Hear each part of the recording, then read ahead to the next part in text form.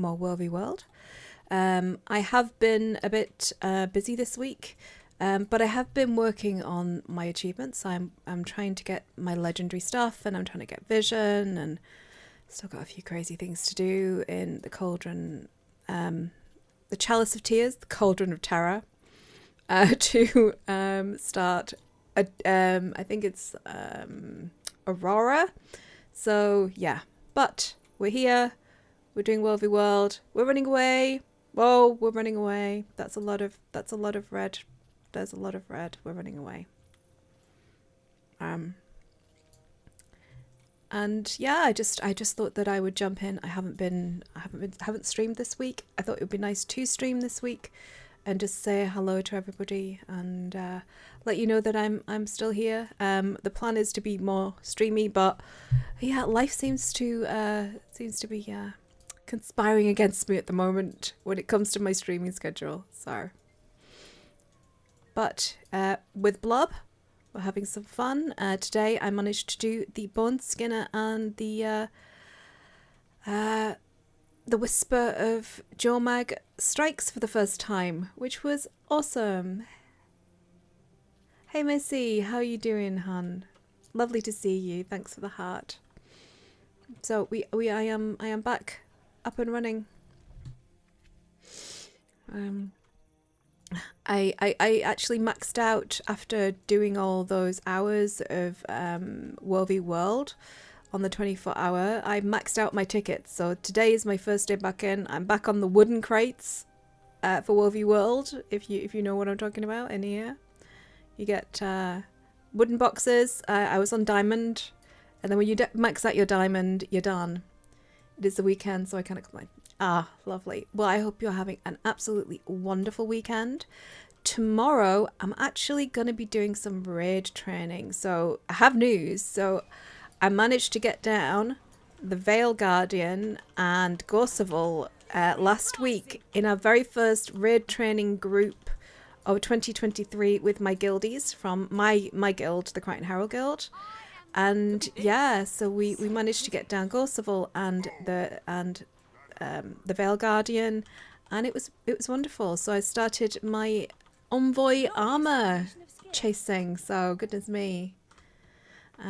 But yeah, I'm doing really well. I mean, I couldn't talk for about 2 days after I'd done those 2 days of streaming. I need some sort of vocal fortification to happen here. Hey, Anlin, hi, Han.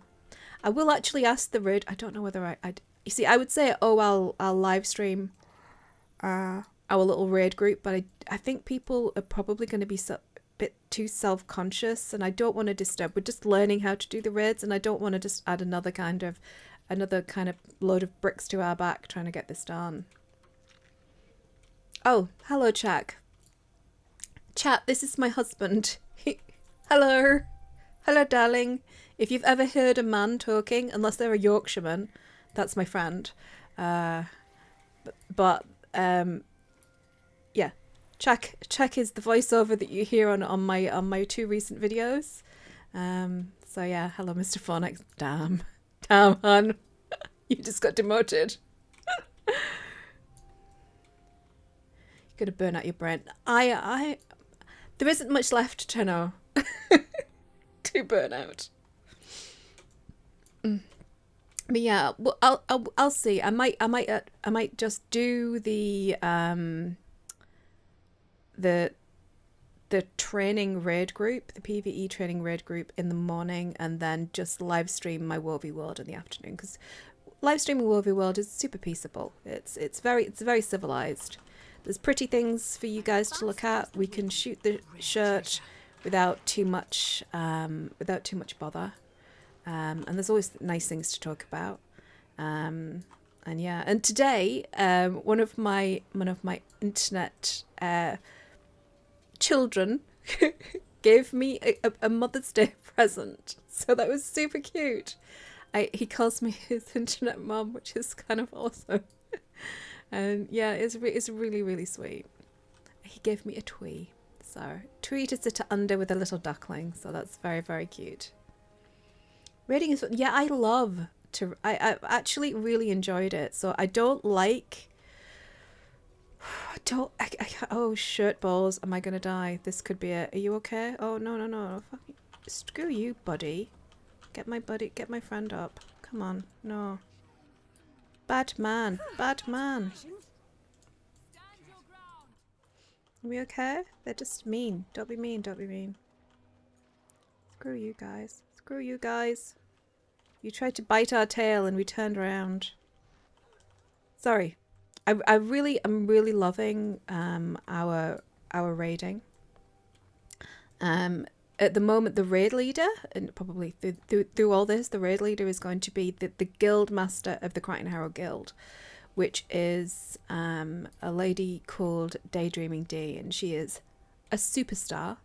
She's incredibly patient, incredibly knowledgeable about all these fights, incredibly, like, honestly, the patience of a saint. I can't like underplay that.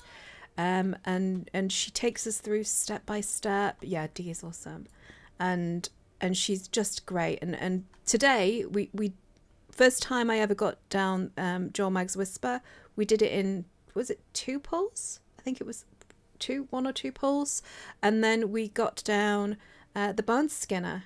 And we did a couple of, like, before we didn't quite have enough people because it was at the end of the guild missions today.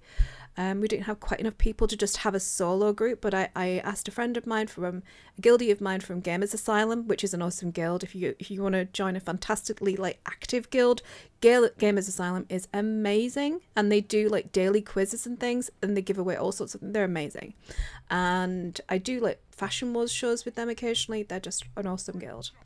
And so one of my guildies from there came over, and there was a couple of people who came in from the looking for group tab, and it was just lovely. We got him down in like 2 seconds ish, with lots of people falling all over the floor, and one amazing healer who like kept it all together, who deserves some sort of like award for their work on that strike.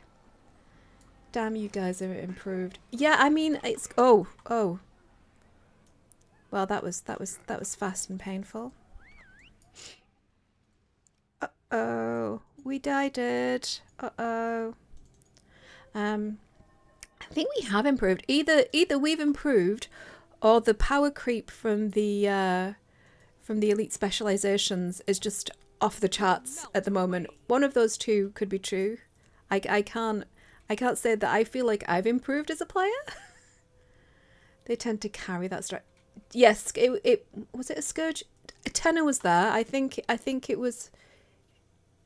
Was it a Firebrand healer?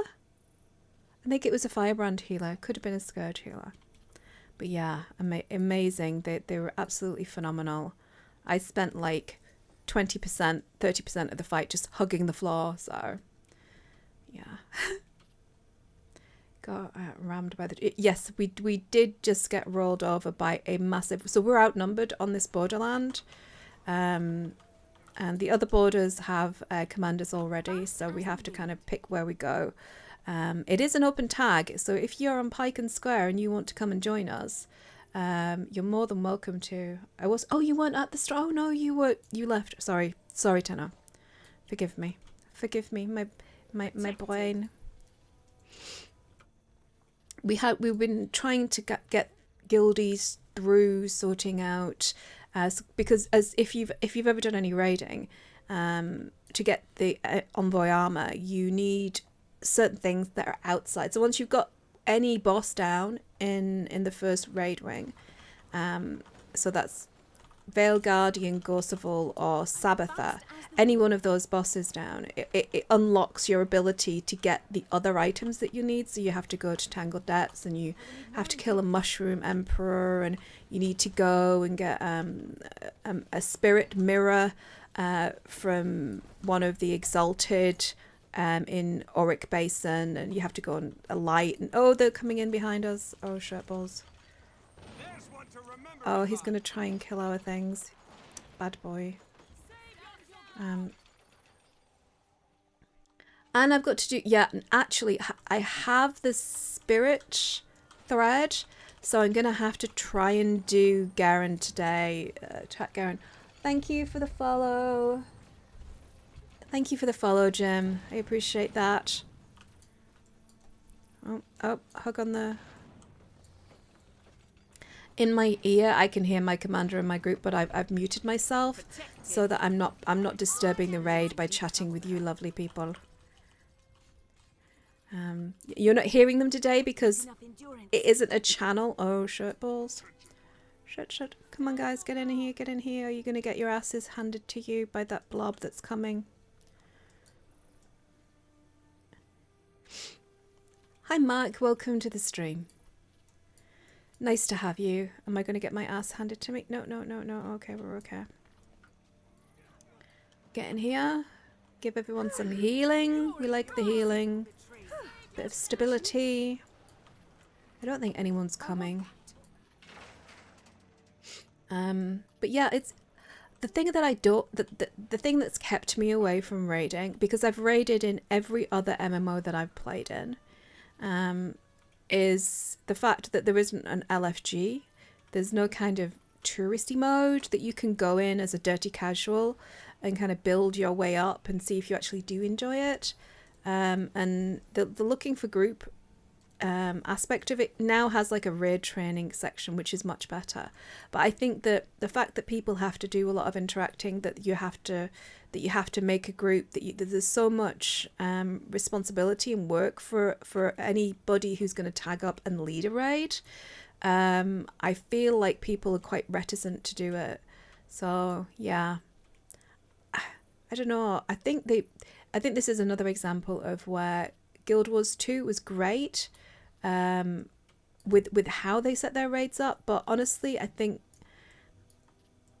the implementation was just didn't quite hit home with the community, which is why they kind of gave it up as a thing, at least for the time being.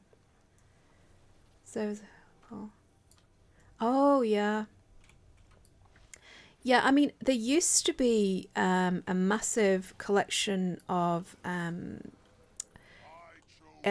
EU community type. It was like a group, and it used to run all the big open world bosses and things like that. I'm struggling to remember what it was called. It was ages ago. It was on a specific like Discord like TeamSpeak server. I think, God, it was a while ago. TeamSpeak. But yeah. What support role is needed in World v World? So, I mean, honestly, I think the most popular support mode is the one that I'm playing, which is I'm playing a Condi cleansing healing firebrand. It's a very nice spec to play. You're rather sturdy, although I don't have enough hit points because I don't think my build's quite right, because I got it from Meta Battle rather than a kind of like a professional World v Worlder. A friend of mine who likes to watch my streams occasionally laments at how little health I have. But World v World Guardian Firebrand is great. I see a lot of people like to play an Elementalist, so like a support Ellie, like auras, sharing auras and boon share is really good. And honestly, if you're wanting to like try and get into it, just for your very sort of like toe in the water, oh, they're coming behind. For your very first toe in the water, just jump onto shirt balls. Just jump onto Meta Battle or Snow Crows. Even. Come on. I can't. Oh, shut up. Quick.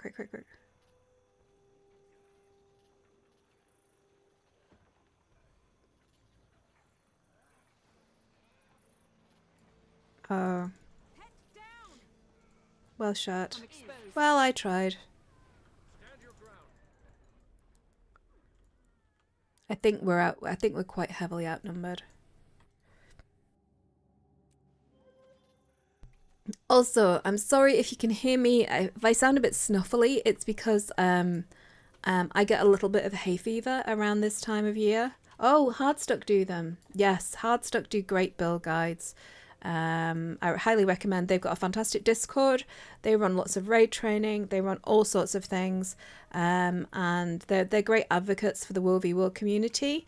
So Hardstuck is a great place to go. I highly recommend my guilds, which are Blob, Brotherhood of Blob, which is a Pike and Square World v World guild, and they run daily guild orientated raids into all the maps, and it's one of if you don't know about World v World, one of the I won't say harder things, but one of the more awkward things is finding a regular group to run with, because you can't really get a huge amount done on your own. It's really hard to do stuff on your Todd. So being able to run with an experienced commander, it will help you learn the maps. It will help you learn your role. It will show you where they take keeps, how they take keeps, which equipment they use, the tactics they use, and it's a great learning experience, as well as just being a fun experience, running around, chatting with friends, having fun, and just relaxing and playing and kind of recharging our soul batteries as we, you know, quietly meander our way into the summertime, and hopefully not too many heat waves, you know. But yeah, I definitely, for me, gaming is like a mental health salve. I love it. It helps me kind of deal with bad news. It helps me deal with the difficulties in my life, because it just makes me happy. So yeah, I've been super, super lucky. I've also been like super, super trying very, very, very hard to do stuff this week. So I've got on my achievements, I've got 3 of my vision done. The other 3 that have left on vision are all the crafting stuff. So I've made like 3 of the 6 astral weapons. I've made 3 of the 6 I've made 3 of the 6 dragon's blood weapons, and I've parked a character on Dragonstand, on the Dragonfall map, so that I can do the goddamn bridge thing. I've got all the other armor, so that's, yeah, it's a huge amount of money, and so some of the skins are a bit.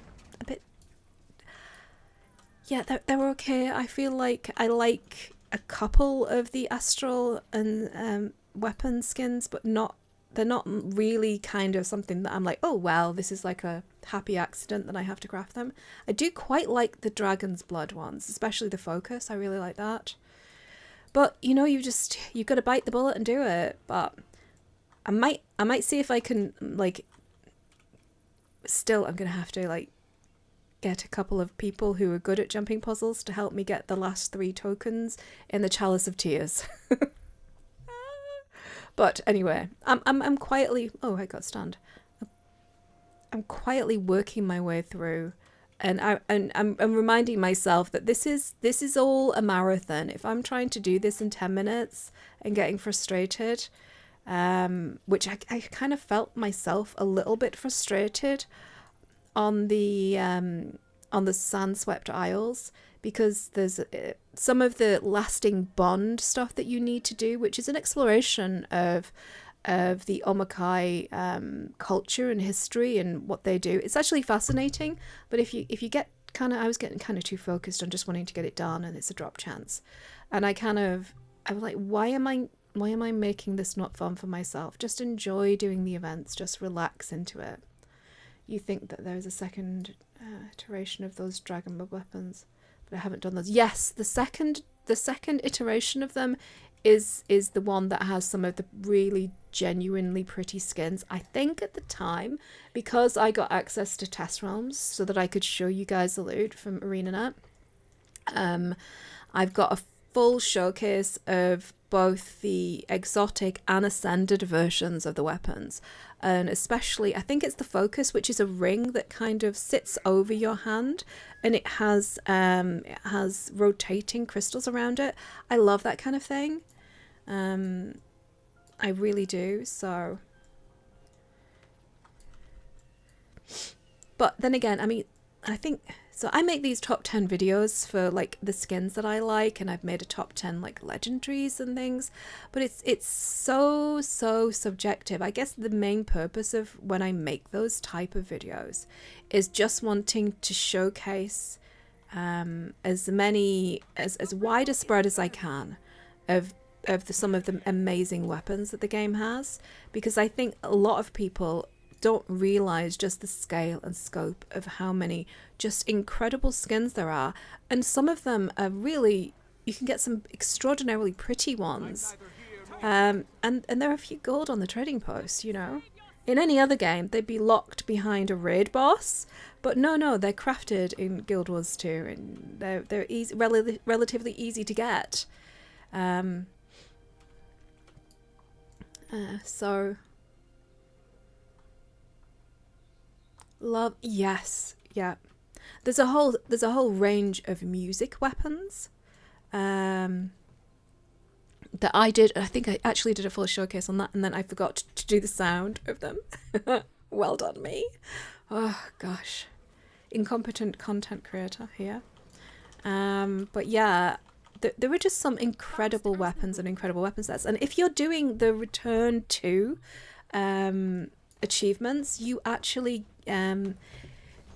as you complete each of the return to achievements, so return to Grothmar, return to Sandswept Tiles, return, there's loads of maps. I think it's season 3 and season 4 maps that you go to.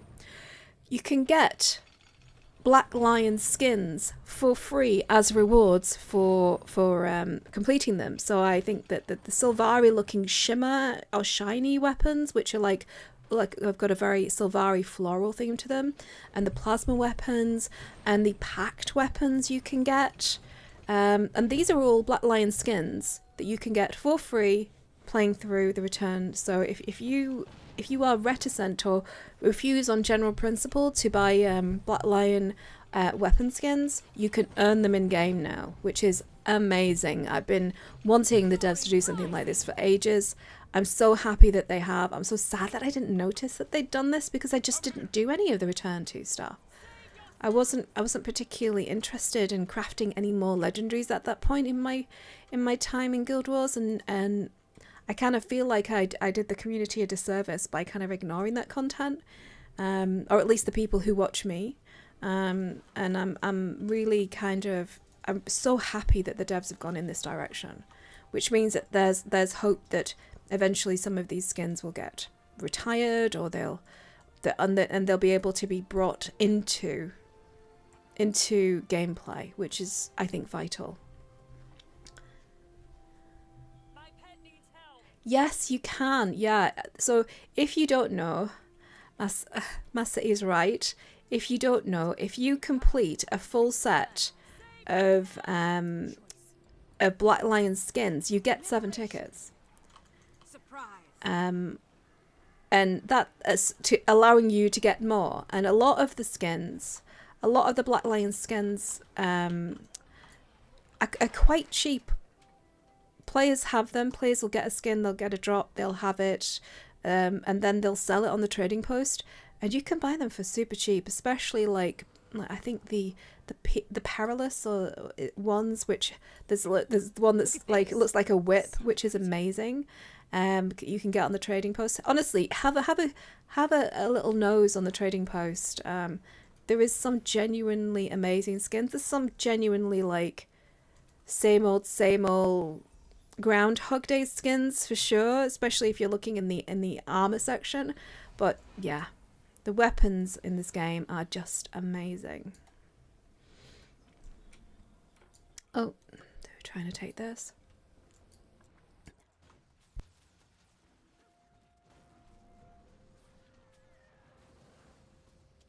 So this keep has got 4 minutes on there. And if you see those shiny balls, that's what I'm going for. I'm going to try and get Vision. I'm going to try and get Aurora. I might even try and get Coalescence if I really want to kind of get into the mindset of having all the shinies. I'm actually doing quite well. I've got 700 and something 62 tickets. So I'm over halfway to crafting my next legendary piece because I have a load of materials. I think I've got enough materials to craft 3 pieces in my bank apart from just collecting the tickets. You recently bought the rest of the aetherized weapons since they are cheap on the trading. Yeah, they are actually quite lovely. I love the aetherite pistol. Oh, thank you so much for the follow. I really appreciate it, and all the hearts. Thank you so much. Yeah, it's absolutely amazing.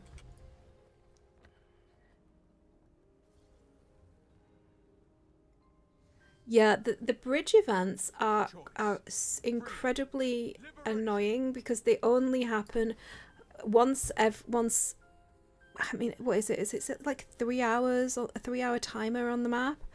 And you have to be there, and you can only do 1 bridge event. You can't like skip to do 3 bridge events to try and get it done. So yeah, those bloody bridge events. Glorious infrastructure, my ass.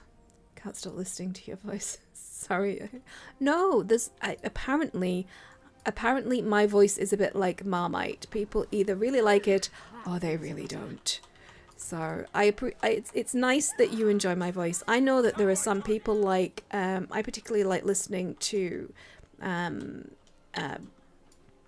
audiobooks by Stephen Fry. I think he has a lovely just a lovely sounding voice, so I can certainly appreciate that it's not weird. I think we all have people we like listening to. I like I love science fiction and fantasy, and I love Harry Dresden, if any of you guys have heard of it, the Dresden Files. And it's read by James Marston, who used to be in Buffy the Vampire Slayer as Spike and was in Smallville. If you watch those type of shows, and he is amazing. Not enough endurance. You can do more than one. At least like. Oh, you can do more than one. I've never managed to do more than one, so it shows how rhubarb and custard I am. It's yeah, I really just want to get it done because all the other Miss Shard armor I've got blooming. I just need to be able to unlock 1 more piece and I'm done. While we're oh, I need to do some stability. How's the wall doing? It's at 51%. Can I show you what I've done? Oh, visions. So if I go to visions, you'll see that I've done Jahai, the Sandswept, and Kona, and it's literally just like the crafting of the weapons that I really need to get my act together on. I've got to basically Kraukatoric ore I've got to get. Oh, there's 3 tickets. Hooray! Kraukatoric ore I've got to get. Oh, shirt balls. Shirt. Somebody just got knocked off. I feel bad. Oh, they've disabled. They have disabled. Has someone gone to get him? I think they have. The wiki page has some more information about the bridge events. I will have a look. I chose you. Ooh. It was you? Oh no, Enlin, are you up? Did you manage to get up? Oh, Han. Oh, hey Dee, how you doing? Many hugs to you, Han. Enlin, are you back? Are you alive? Are you well, Han? Stand your ground. I'm so sorry. Come here. Yes, kick it. I need healing.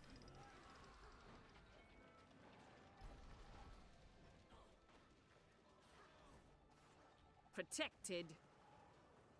Save yourselves.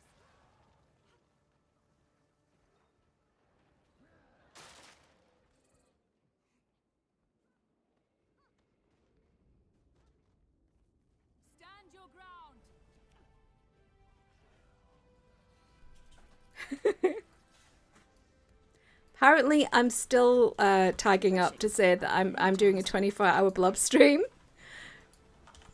Oopsie. That's not what's happening. This is just a random well for fun thing. Stand your ground. Oh. Can I res? Can I res? I cannot. Oh, no, I can't. Oh my gosh. A swirling I can barely stand. I try and keep people alive who are able to res. Oh my goodness. heart of a volcano. My husband just came in. I said that on stream, woman. I'm like, oh gosh. Oh no. Oh damn it. Shirt balls. Okay, let me just. I don't even have my tabs open. I'm gonna go to Twitch. Gonna go to my thing. Gonna go to the creators dashboard. Hopefully I will survive this. Edit the stream title. Stream information. Wolfie World. Casual Saturday. Never saw it coming. Done. Okay, hopefully that says the right thing now. Fucking shirt balls.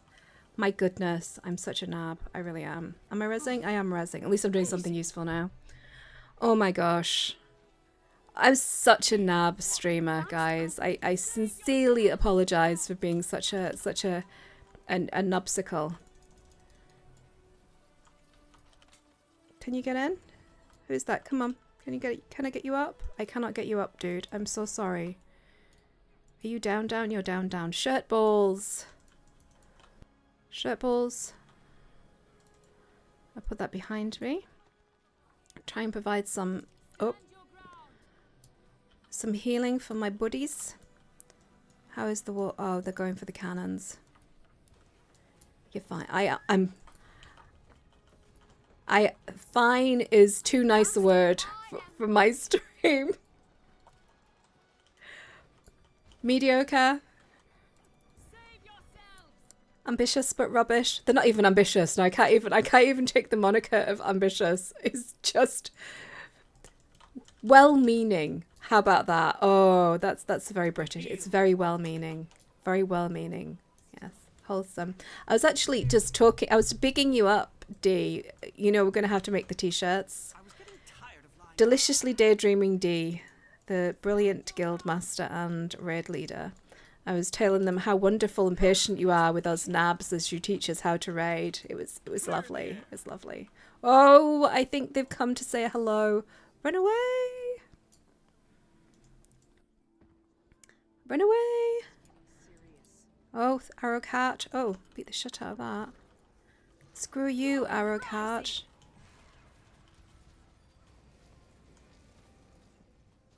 Where's Mother gone? Our raid leader today is Faye, and she is hilarious. I can't share because I have to respect the privacy of my guildies who have not agreed to let me stream them today. But can I get you up? I can. Oh, shirt. Can I get you up in time? No, I can't. Fuck. Shirt balls. Cock monster. Oh. Shabbat. Oh, wow. He really is. He would really like me to die. That was probably not what I should have done. Oh, meanies. Screw. Oh, Mum's come back to save me. Thank you. Oh. Respecting boundaries. I know. I'm such a care bear.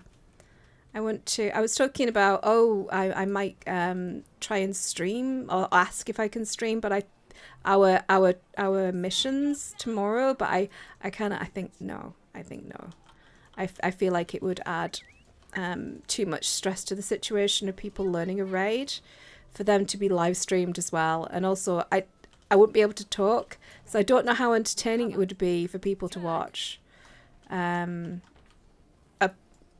a raid that's been out for a good period of time being learnt by a group of people. I'm not entirely convinced that would be incredibly, unless you want to listen to me swear a lot, which is what my lucky guild mates get to do every time we raid.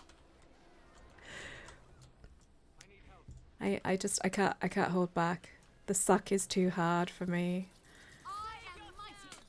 Knowledge is power.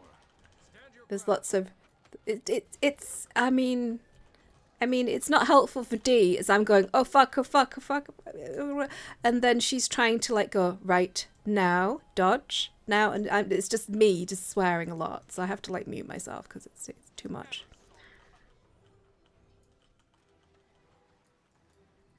I think my vocal cords are attached to my like adrenaline glands. It's not good.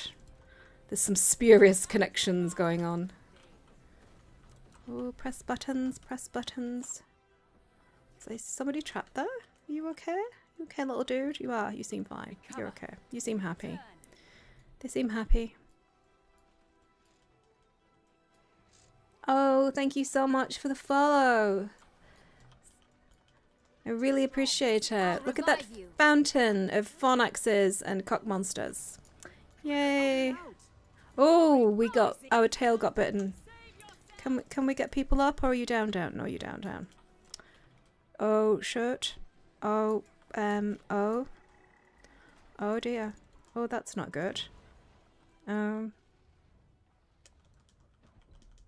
don't think Mum can come back and save me now.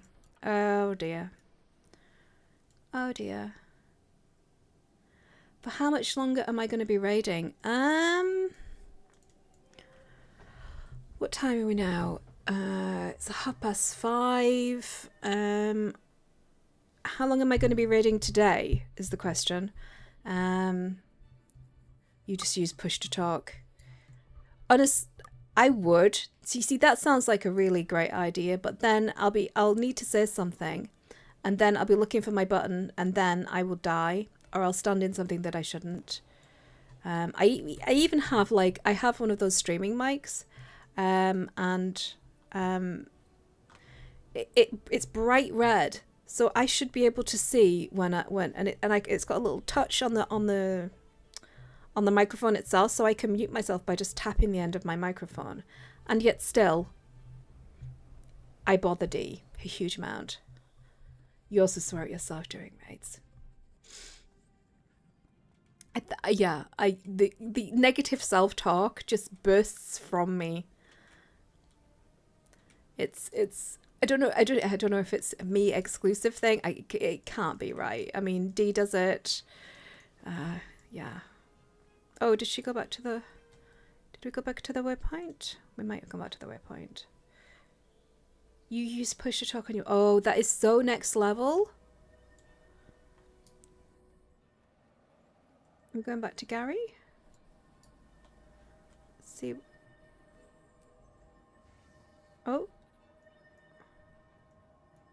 Going back to Garrison. Where?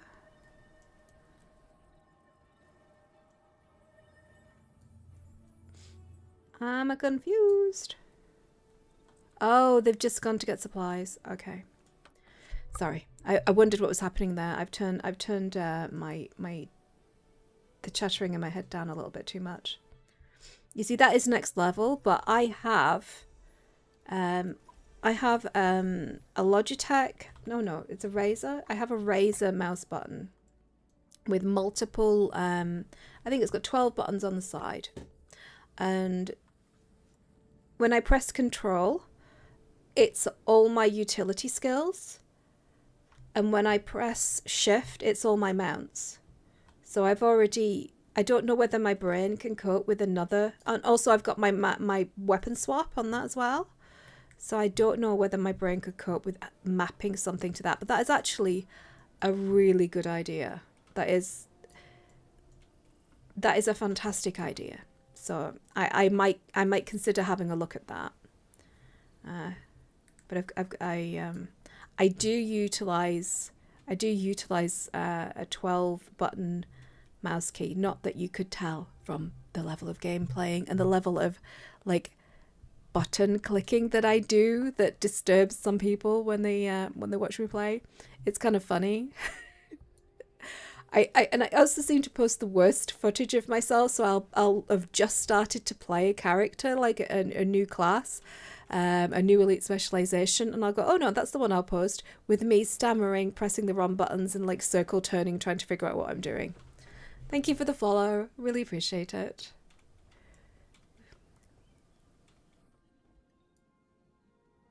Oh, that's really sweet. You're starting in 1 hour.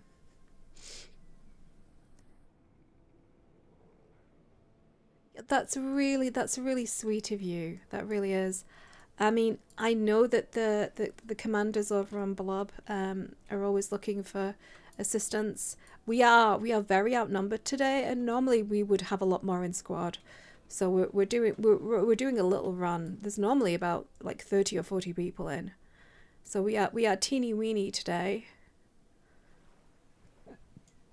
But I think people are a little burnt out after the raid. I think there was talk in the Blob Discord of just having it as a 12-hour live stream next time, and I suggested that we normally bump aside, but oh, that's nice. They're a lovely guild with a couple of crusty members, but yeah, they're a lovely guild, and I really like running with them. But so we just in inverted commas did the 24-hour run, and they're talking about doing a 12-hour World v World raid, and maybe doing some children's charity support so that we can actually like do some real world good from our in-game fun. Make some good trouble in the world, you know. You have a great ASMR voice. Thank you. That is. You might be surprised. That is not the first time that I've heard that. No, a lot of people say that, and people think that I should like set up an ASMR channel, and I don't know. I don't know what I would say. Know what I would say. I do like ASMR, so I experience ASMR myself, but from like singing. Occasionally, very occasionally, I'll experience like a tingle from like, and goosebumps from like from music. But I genuinely don't necessarily understand the ASMR genre enough to kind of enough to make content, and also I'm like a nerdy gamer. It's kind of my thing. I love talking about gaming and like exploring maps, and I love that kind of thing. So I think maybe in the future, but honestly, I don't know what I would talk about or write about. Yeah, I would love, I mean, I don't know whether it would be considered ASMR. I used to do a load of role-playing stuff, and I used to do a lot of role-playing stories and publishing them and making, like, doing a lot of, like, art around them, and I would love to read people's stories. So I would love it if someone came to me with a story about their character or their guild, and I would love to kind of make a little short about it and read their stories. That would be amazing. It could be like a weekly thing where I'd make a video, maybe 10 to 15 minutes long, of just like a day in the life of a Tyrian role player just living their best world. That would be amazing. What I actually need to do, I need to set up an interview with some of the commanders from Blob. Well, from anyone who's willing to like interview with me and talk about the World v World. I was meant to do it this week, but honestly, I've just been super kind of caught up with my life, and I've been super like no life in the game in between trying to get vision and my return to stuff done. So I'm just gonna join one of Dee's role-playing events. I think that I have hijacked enough of Dee's life. We play together every Saturday in for guild missions. On Thursdays, when our dungeon master is available, we role play together. I feel like she's gonna get a restraining order against me if I kind of, push into her life anymore, Parva. I really do. I feel like she's gonna be like, Fornax, we have to have a conversation now, because this is just too much. I like you and all, but girl, get a life,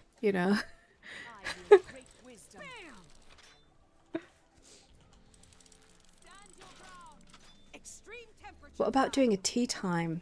Oh, you're always welcome. That sentence there, I can feel the peer pressure. I can feel the peer pressure on it.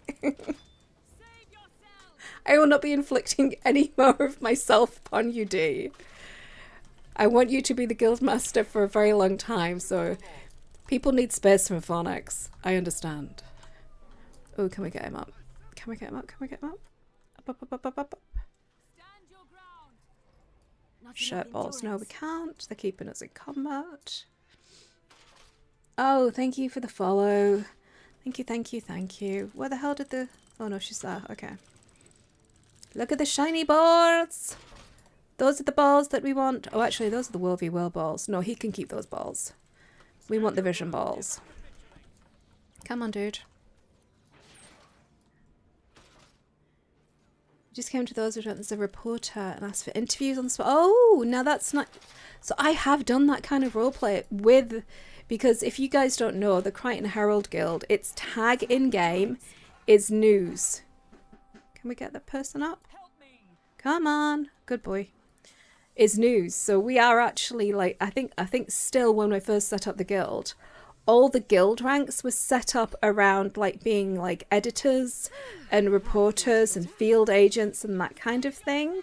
It was all kind of set up around that when I first set up the guild, and I loved that role play. I really did. I even actually set up. We planned to set up, and I think we did set up a guild called the Queen's Hand, so that we could role play as spies for the Queen of Kryta. And stuff like that. Yeah, it was pretty good. If I can like, oh shit, that is a fuck ton of people. Oh my goodness, that's a lot. Okay. I would love to like promote Rubber Guildy. I would love to promote guild events, not just for Blob, not just for the Krytan Herald Guild, but for any guild. I mean, I'm if people want their events promoting, I'm more than happy to make videos, post them on the channel, make videos so that people can post them wherever the hell they want to post them as well. Like I made the World v World video promoting the 24-hour event. I just gave it to Blob, because it's their event and they put it on their channel, and yeah, I'm not a... I know people get a bit precious about the stuff that they make, a bit protective, maybe a better word. Definitely not this basic girl. Definitely not this girl. Oh, shirt balls. That is such a huge amount of...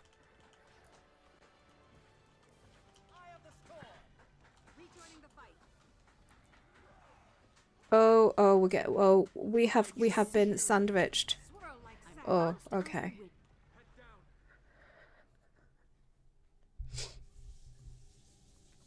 Thank you, Dee. I will keep an eye out for that.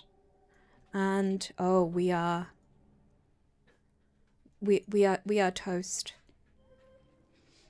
Oh yeah, it's Faye is a fantastic raid leader. She really is a fantastic raid leader. I have an angry. I don't think she's German, but she sounds like an angry German in my ear, raid leading for us, and she's amazing. Is that the salad? Yes, it is the salad. We're starting to fill up a bit now. This is actually quite a small raid for Blob. Blob is an incredibly popular World v World guild on Pike and Square. And I'm very lucky that it's a family member of mine is in the guild. And I've been in the guild for, I'm going to say for basically 10 years. So, yeah. Or maybe 9. So, yeah. It's funny when games go on this long and you meet people and they just become... It's no longer... You don't really have that separation of internet friends and real world friends, and they're just friends. They're just friends. You can't talk to someone and interact with them almost daily for 10 years and just for them not to just be your friend. It's bonkers. I consider all my guildies that I chat with and banter with, Tenno and Dee and Enlin and Doc and so many others. They're just my friends. And there's one of the things I love most about gaming, and one of the things I love most about the internet is that I would have never have met Dark Griever. I would have never have met Sandrake, who are wonderful friends of mine. They live in far-flung places. I would have never met them but for gaming, and I absolutely love it. Refreshing. I'm in your subgroup, so my life is in your hands. Oh, babe, I'm so sorry. I will I will apologise now for any and all deaths caused by my incompetence, darling. I want that. Up. We're doing dailies as well. So if you didn't know, just like in all other game types, there are weeklies and dailies for killing different mosses and mobs in the game. It's actually, I genuinely love World v World, especially for like circumventing achievements. So a load of the vision stuff that you need, like all the Corsair stuff, all the Corsair clothes that you have to get, all the Corsair armors that you have to get, you can completely circumvent by doing the World v World reward tracks, which are so much faster, guys. So much faster than doing all those achievements. Although I have to say, I've done a starter guiders and a bug in the system. I basically did the achievements for those accidentally, most of them, which is crazy.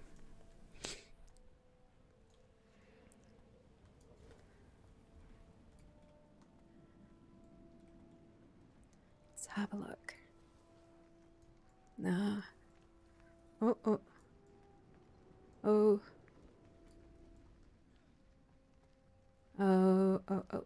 So we're going to jump around and we're going to do the daily claim the ruins. In other maps, when you claim a certain amount of temples and a certain amount of shrines, it opens up like a flying system on the desert borderland, which is amazing. I would love, I keep saying this every time I'm in these goddamn maps, I'm like a broken record. I would love for them to make a Canthan-inspired Borderlands based on all the different types of lore. This is the Mist. They could go mad. They could have a Masat-inspired and architectured map. They could have an old, like, ruins of Ascalon after the Searing map for World v World. They could really just, it's such, because it's in the Mist, they can just pick from any point in history that they want. And they could just make a map based on that, and they could just have a lot of fun, and it doesn't have to, like, they don't have to reinvent the wheel, they don't have to put new types of events in it. Just having different locations with different setups will have emergent gameplay for these fantastic World v World players. I would just love that so much. I really would. So, if you had Fornax ask for additional World v World maps on your Fornax bingo today, well done. You have you have won nothing other than, you know, my admiration.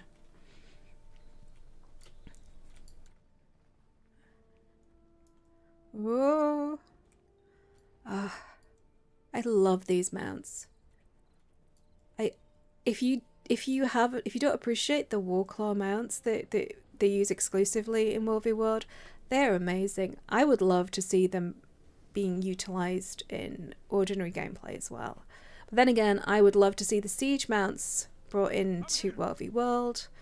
That would be pretty awesome. And I would love to see the Char Devourer tanks brought into the game as well. Massive. If you've ever played the original game or you've gone into, I think there's a massive Devourer on one of the earlier Char maps, and they are canonically massive things. Oh, choppers as well. Oh yes, that would be now wouldn't that be an interesting mount? I mean, that could be a true taxi. We don't have a single like taxi mount, although I mean we have waypoints. But there's, just imagine like having like chopper patrols around the maps, so you could actually just take a tour around the map, looking at all the extraordinary scenery. I mean, there could even be like one of the pissed off tour guides that you get in Lion's Arch, stuffed onto the chopper, and having to like guide you through and point out different like battle points and that kind of thing. That would be an awesome job for my character. Krytan Herald stands on a chopper, is a glorified tour guide. I would love that. That would be so awesome. Turtles can function as taxis. Yes, this is true.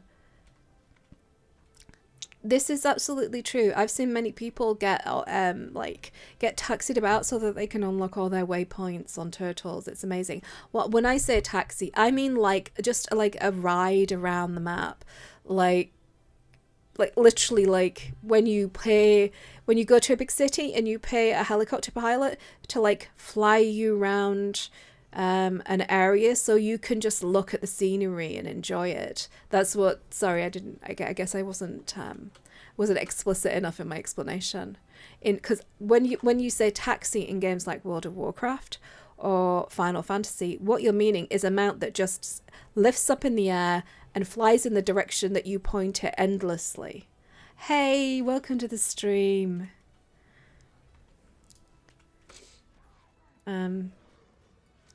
So I like a tour, just like imagine like going around Grothmar, because they've got those flying platforms. I was doing that today actually. The flying platforms that go around Grothmar, so you can do the target shooting. Just like a tour, and you could have like, it could be like a quiz, and you could be like on this Char helicopter, and maybe like I don't necessarily want there to be traditional mounts in Guild Wars 2. I don't think that it works. I don't think you can just have a thing that flies up in the air and does its thing. It kind of, the whole point of the mounts in Guild Wars 2, whether you like necessarily how their mechanics function, and not everybody does. I get quite frustrated with my Sky Scale sticking to everything all the time. I wish there was a button so I could decide when it's stuck. That would be nice. Also, the way that the Griffin always levels out, it's very contrary to how the mechanics work. This was pointed out to me by my partner, my husband, who was experimenting with the Griffin for me, as I was trying to do the races, and he's like it's very disconcerting as a person who actually like flies model aircraft and helicopters. It's very, this whole auto leveling business with the Griffin is very strange.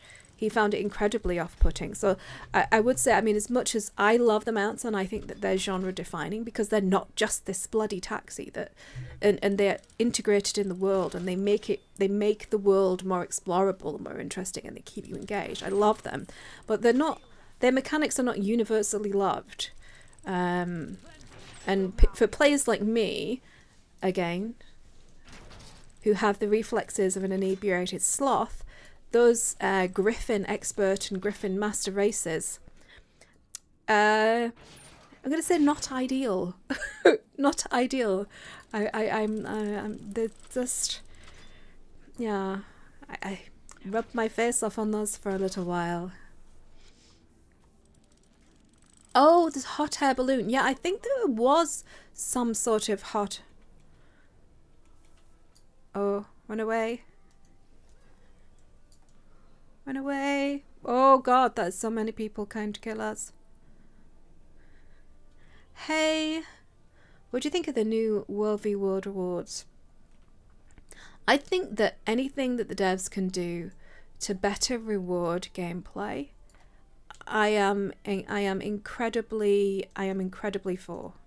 I think one of the things that most new players don't understand when they jump into it from World of Warcraft or Final Fantasy and they jump into Guild Wars 2, because big players like Preach have actually like given the game a fair shake and realize what a fantastic, extraordinary game it is. And when players get in and they get all this loot in their bags and like, what the should I long suffering, my long suffering bags, they don't understand how the loot system works. They don't understand that we get quite so much loot because of how the crafting system worked. It's supposed to be feeder systems synergizing off one another, and they don't understand because they've had a completely different practice. So I think that anything that increases the rewards, increases player agency in terms of being able to like select the rewards they want. I think a lot of the stuff that originally was very convoluted. You had to jump through 16 hoops in order to get the basics that you wanted.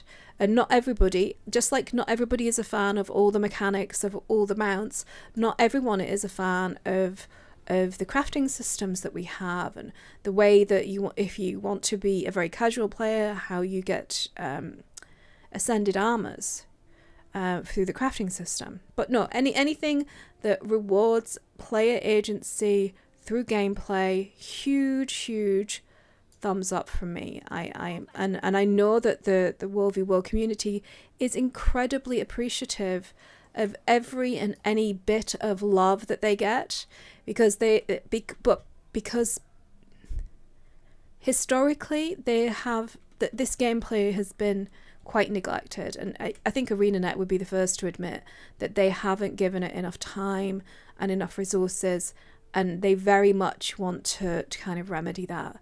I think there were a few orphaned game types, and I think World v World is kind of World v World and PvP kind of up there.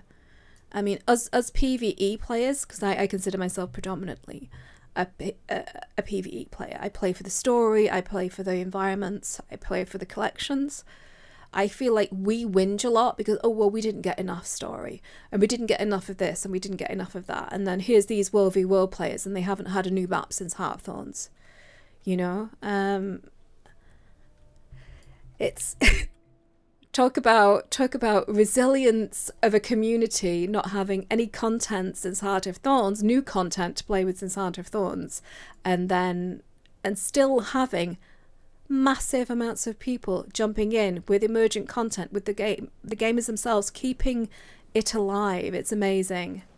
I'm old. I mash buttons in PvP until I go. I chose you. Correct gameplay method. Roll face across keyboard until you or the enemy dies. That's I get it. That's kind of my game style as well. Although don't tell my raid master, she won't be happy with that. I definitely don't do that in raids, D. I promise.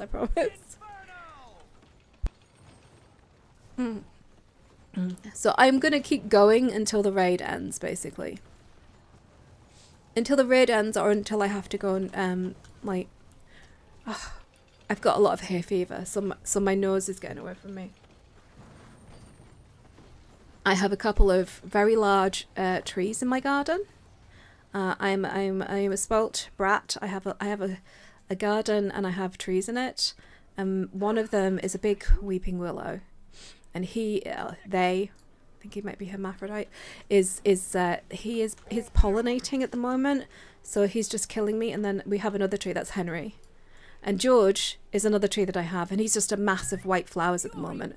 So yeah, this time of year, my trees try to kill me via my little bit of hay fever. They do their best, but I'm quite resilient.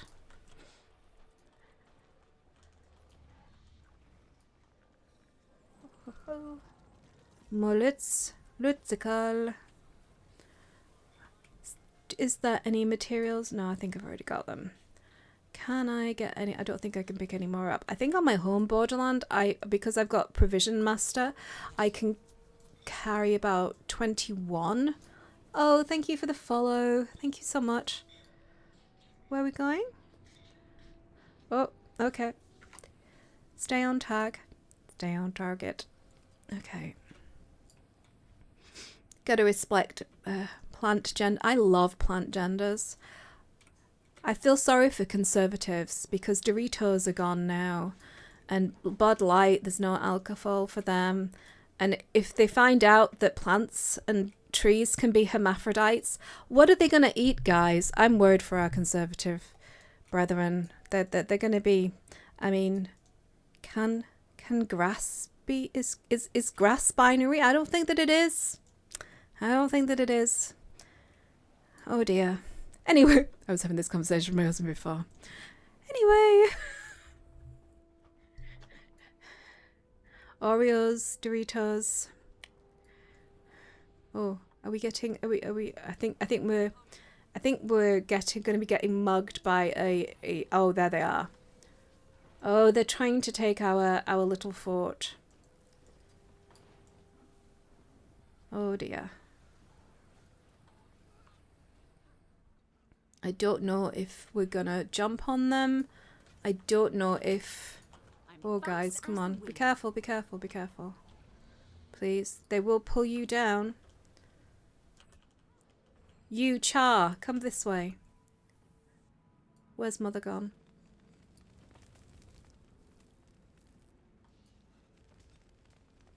Oh, she moved. Okay. I am absolutely, if you don't know this about me, I love nature. I specifically love trees. When I was younger, I would have a penchant for getting, when I was inebriated, I would hug trees on my way home. I am that weird, wanna be a druid woman. So yeah, I am a big tree hugger. Oh, thank you for the follow. I appreciate it. I know. I love my trees. We've planted, in the garden, we've planted about 20 or 30 trees into the border, so that we're going to try and have a natural boundary. And I want cherry blossoms and fruit trees, and drive my husband insane.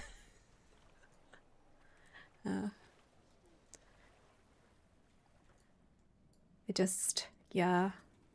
I'm gonna see if I can like get more trees planted in my local area as well. So on a campaign of rabid tree planting is my aspiration. So if I'm not gaming, I'm going to be trying to be planting trees. Tell me the weird things that you do in your spare time.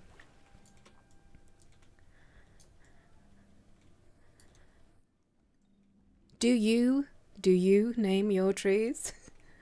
I'm from the UK and I really can't place your accent. I love it by the way. Oh, so I was born in Cumbria. Up in the Lake District. And I lived there for quite some time. But I've moved around, so I've lived in Lincolnshire, I've lived in Cornwall, Cyprus, Nigeria. I've lived in a few places. So yeah, I kind of, and because my parents were not from the same place, I never really kind of, my accent was always not quite regional. So I guess it's been kind of flattened out.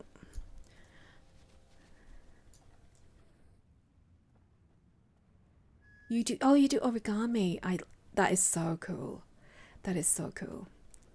Also, off topic, one of my D&D sorcerer has origami as one of her skills, and she can make different creatures that do different functions. Like she can make a little guard that'll kind of point in the direction of a fort, and she can make a little boat and it'll point in the direction of land and that kind of thing. Holy moly! Yeah, I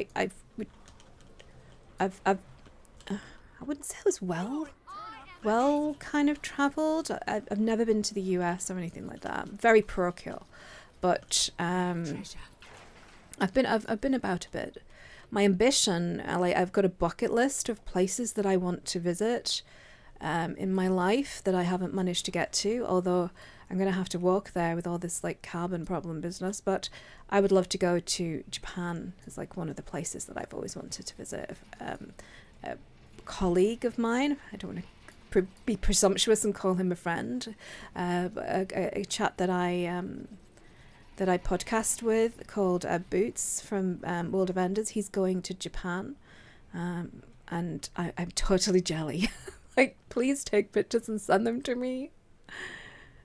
I super needy. Show me all the pretty pictures. Origami is amazing though. Tropical Sweden. Look, I would actually like visiting the fjords and the whales is something that I would absolutely love to do. I would absolutely love.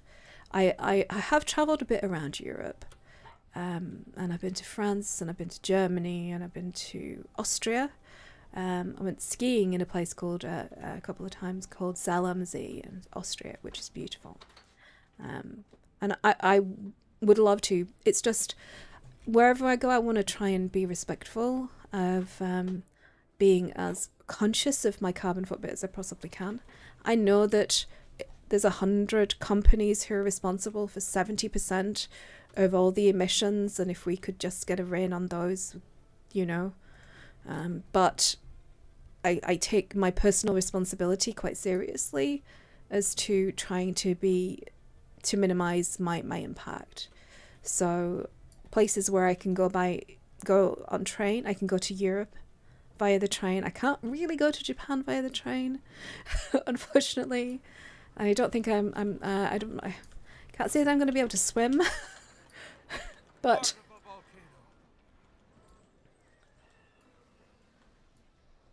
oh, you're quite welcome, hon. It was lovely to have you here. Take care. Take care. Congratulations, I've received 100 chat messages today. Oh, thank you so much for talking to me, guys. I really appreciate it. I really appreciate it. With all this saunas. Oh my god. So I am so British. Unless there's a private sauna just for me, I would not be comfortable sat with a load of strangers with their junk, just, you know, baking in the heat.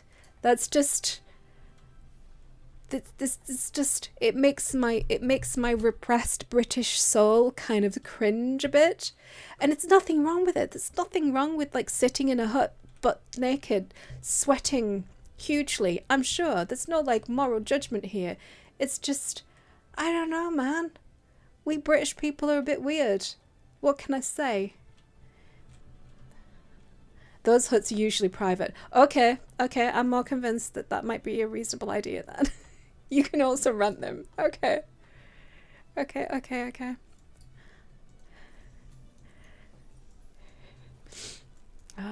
What has our culture done to us? That's the question. What has our culture done to us? It's pretty terrible. We're the weirdos of Europe. Fast as the wind. The British people. My Finnish brain is too comfortable with naked people. Sauna's the best. Yeah, look, I'm just jealous. I don't have that kind of comfortable, accepting, like neutral kind of sense of my body. It's all Britain's all repression and tea and angst and stupid royal pageantry, which just I didn't even watch the coronation. It's so silly. It's so silly. That's how I do it. A bunch of billionaires dressing up in the worst cosplay I've seen this year. Oh my god, it was so bad. Worst cosplay ever. Knowledge is shake it off. An old man in like purple velvet pajamas, pretending that, you know, he's somebody's special snowflake. It's definitely not mine. Boo. Boo. Bar humbug, etc. Ex-Europe, more likely. Look, we can pretend that we're a small island off the you know, the west coast of America as much as we want, but we are still Europeans. Here's something that most people don't realize. The first revolution to remove the heads of state, to remove the kings and queens, the one that the French succeeded at with the French Revolution, ours came first. The first revolution was in England, and we chopped off the head of our kings. We lost our revolution. Our elites kind of murdered everybody. We didn't go far enough. It's a sad history. But we are, unfortunately, for better or worse, unfortunately possibly for you guys, we are Europeans as well, guys. You invaded us too many times for us not to be part of the family. It's, you know, and then we invaded like everybody. Oh god, it's so depressing being British sometimes, honestly. Least I can be is contrite, eh? Cost me nothing, but is very, very, very, very true.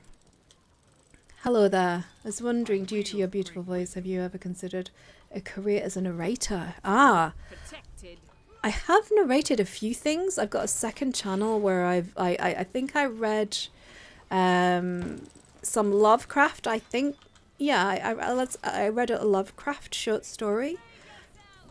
But there's a huge amount of it. Narration is a hugely skilled acting job. And I certainly don't have any of the training I would need really to get into that. I enjoy doing the stuff I do, and I like reading the scripts that I write for the lore that I do on the channel. It's so I guess I can say that I kind of do that. Back on my feet. I kind of do that already, but on my channel. But narrating like entire books is an extraordinary undertaking. Yeah, the British Empire reached across the world. I mean, I think you'd be hard-pressed to find a nation that we actually didn't invade. It's kind of awful. And the royals don't even have the good graces to apologise for things like slavery, which we're getting sandwiched, which we participated, well, which I say we, the nation that the nation to which I was born participated in it. I mean, I think ordinary people kind of get upset about this topic because they're like, I didn't do anything.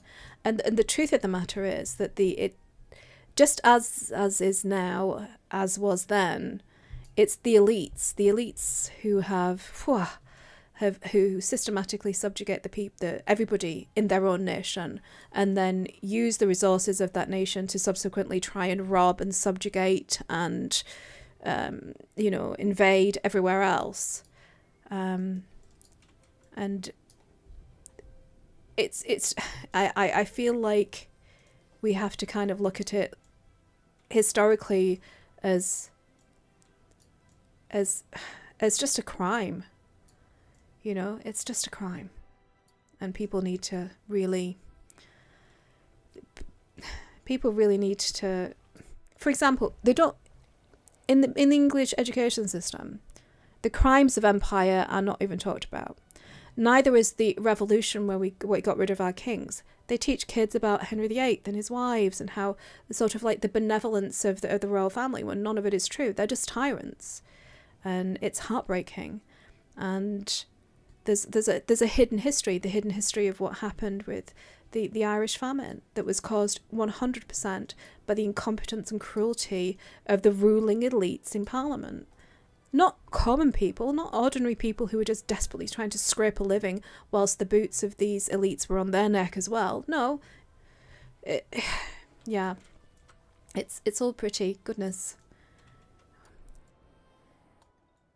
Well, here's the thing.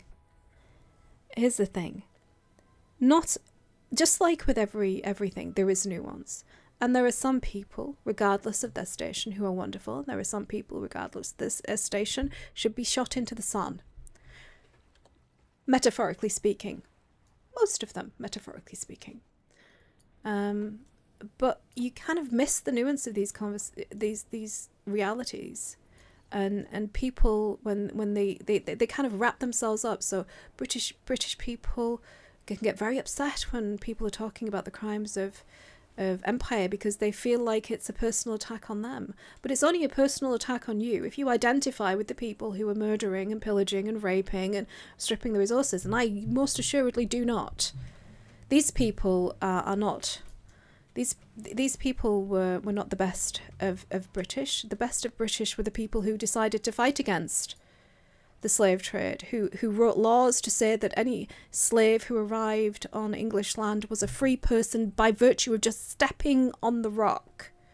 Those were the people that you should identify with. Americans shouldn't be upset when you talk about the history of civil rights. They should be proud of every single person and identify with all the people who stood up for those civil rights to be recognised. It's only when you kind of see yourself in the baddies, I think, that people start to catch feelings. But if you're identifying with the people who are subjugating people and hurting people, dude, check yourself. You know. Sorry, we're talking about German crimes though. Yeah, I mean, I think that the unique thing about Germany is that Germans have had to face the horrors that happened because of the elites in their nation. And they've had to do a kind of a personal reckoning.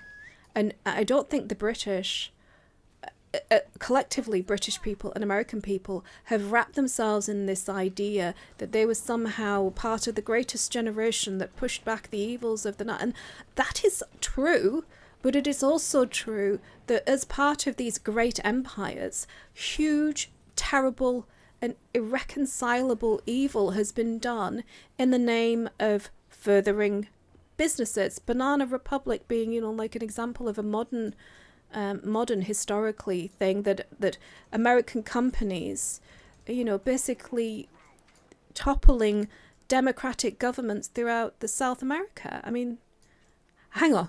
However, oh my God, shoot, I go right. Okay, thank you. So I'm a super political person, and I know a lot about, well, I like to think that I know a lot about history, and I try and educate myself about these things.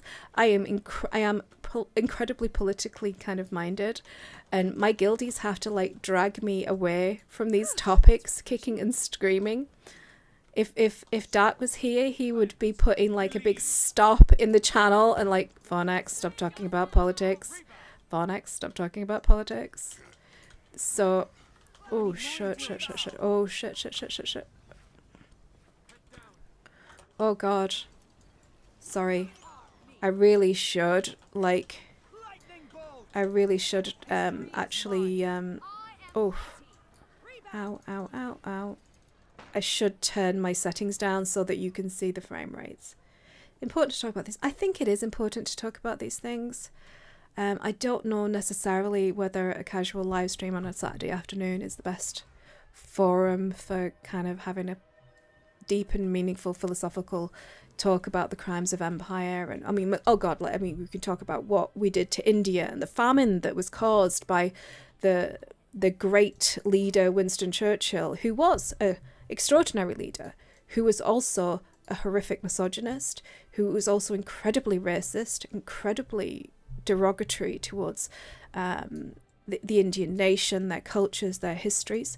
You know, I mean, history is complicated. Just like people are not just one thing. History isn't just one thing, and historical figures aren't just one thing. And I feel like people wrap themselves up in the notion of nation and the notion of like the ideas that we hold, but we're not the ideas that we hold. We're not. You need to have enough humility and enough lack of hubris to recognize that you need to be able to analyze what you think and how you feel about things, and be kind and compassionate.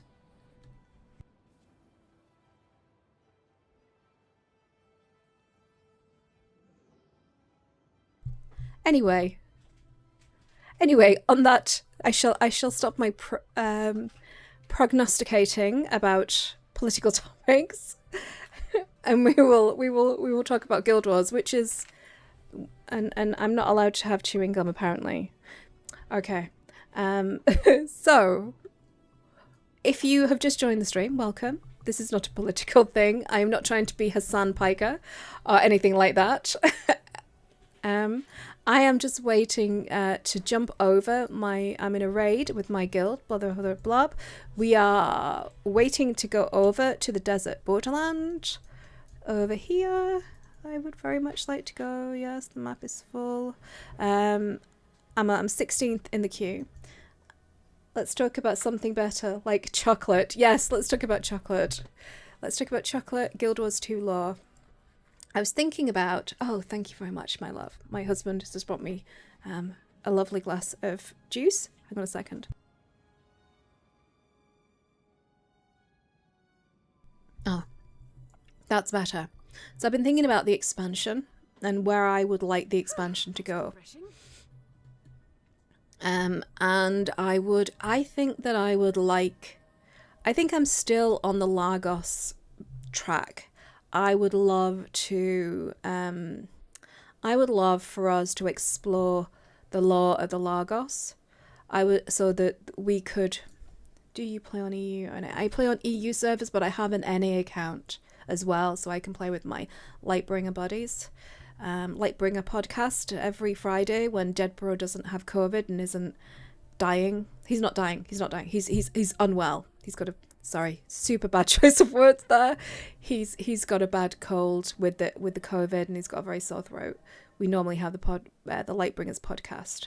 So yeah, I would love to explore the Lagos lore. That's what I want to. I want to understand the different houses. I want to understand the origins of the sayings, like may your steps be relentless. There's a whole series of like houses, Game of Thrones style, it sounds like, set up these different houses for different aspects of the culture.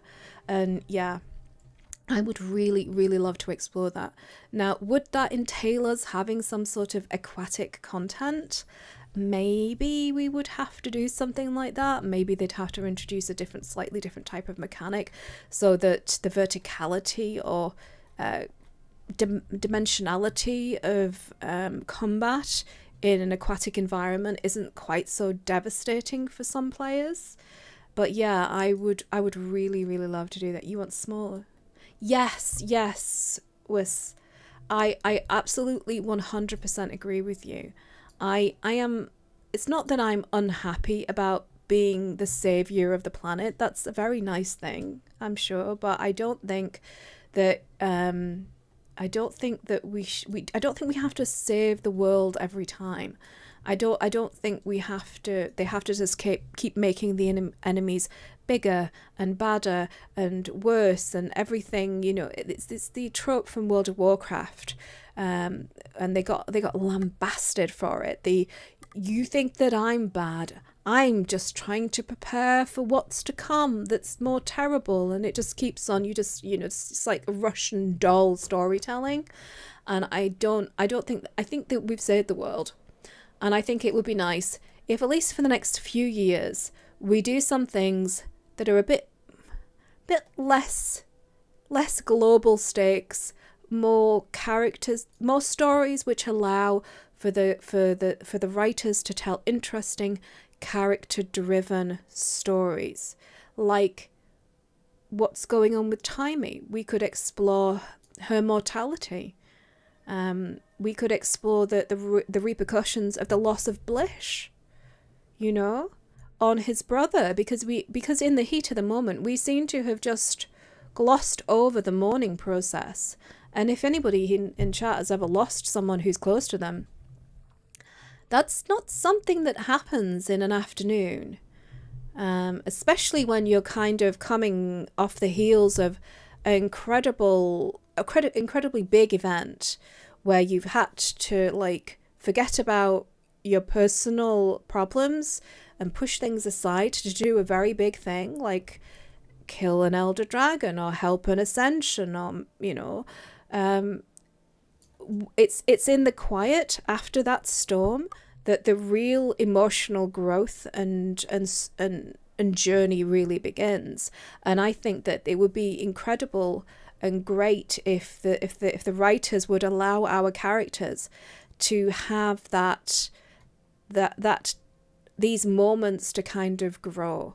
And it's something that the writing team over at Final Fantasy XIV are incredibly good at. They're incredibly good at allowing our characters as a collective, like for example Dragon Watch, to sit down and have a meal together, to talk about their feelings, not just like captured moments or a few sentences, real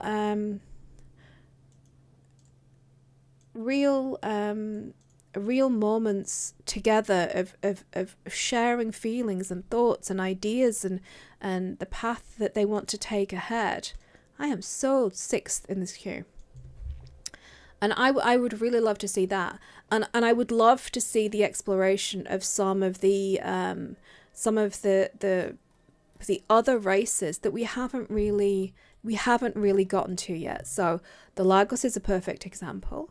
But of course we have the Tengu as well, who are incredibly enigmatic, incredibly beautiful, incredibly diverse society, with some more militaristic, with some more open, and it's also an incredibly closed society that could have all sorts of beautiful and intricate customs and allegories for the different types of societies that we find in the real world. I would love to see that exploration. I know a lot of people would like to be able to play as a Tengu. I'm not convinced that that's going to be a thing in the meantime. Murder timing. I think that as a disabled person myself, I am incredibly appreciative that they have a disabled character as one of the main entourage for the commander. I'm incredibly happy that they've made her capable in many ways. I don't like how she's been used as a Deus Ex Machina device for many of the problems. I preferred the pact way, where we as a commander, as part of a greater entity, a greater group, worked towards solving our problems in a systematic way, rather than pulling these kind of stray notions out of the aether. I think they did her character a disservice by making her into that kind of multi-tool for fixing all the problems that we have. Yeah, exactly. And this is the kind of thing that I'm hoping that they'll do, Disco, that they will allow us to explore the Coden. Are Coden and Norn one people, separated by some sort of magical event whereby the Norn forgot that they were the Coden, that they shared their skin and now they can only return to their natural form by the connection with the spirits? That's an incredibly interesting story. Is it true? I don't know. I would absolutely love to find out. Yeah. Yeah, Captain, I think that is exactly what I've heard. That they don't want to go back because the way that they've structured the story's overarching narrative is such that to introduce a new race would be to have to go back to the very start of the game. Now, I don't necessarily agree, and I think that if they said that if you make a new character now, you can't actually... I think they've kind of written themselves into a corner. I think that they should just allow people to make new characters, have these new types of races running through. Pick a location, pick a path, either the Sylvari path or the Norn path or the Char path, and just have them run those maps, run those areas, and just be done with it. I think that it's such an important thing for people to feel like they have agency and representation and that kind of thing, and I think it's so important, and they just don't seem to want to do it. And they've already got rid of one of the possible big, box features of elite specializations. I think that they have to give people a reason to want to buy these expansions, and I think that a new race is as good an excuse as any I can think of to want to play an expansion. Look at the effect that allied races has had on World of Warcraft. So many players came back just so that they could play a Lightforged Draenei, or so that they could play as a high elf on the Alliance side. So many players came back just for that one feature. And I know personally players who only bought expansions because they wanted to play with the elite specializations. Boots being a person who has admitted as much himself, that he loves playing with builds so much that he has bought full expansions just to get access to the elite specialization. So they have to kind of put something forward that people are going to want to put their hands in their pockets for these new expansions. And I think that allowing people to play different races, I think is one that I would certainly want. You really fell in love with the whole detective story of End of Dragons. Yes. I think it's really...